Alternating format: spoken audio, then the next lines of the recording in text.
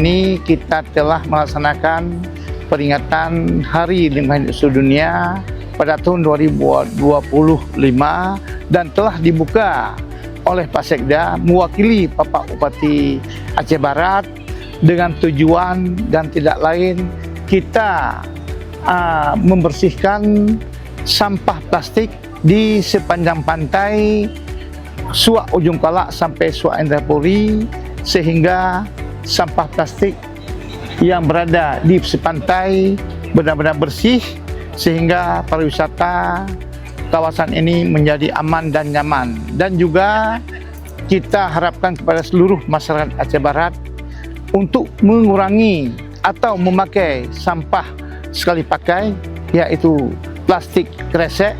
Ini sangat berbahaya daripada lingkungan kita. Direncanakan batang ketapang dengan batang cemara, kita rencanakan penanaman sepanjang pantai lebih kurang 1000 batang.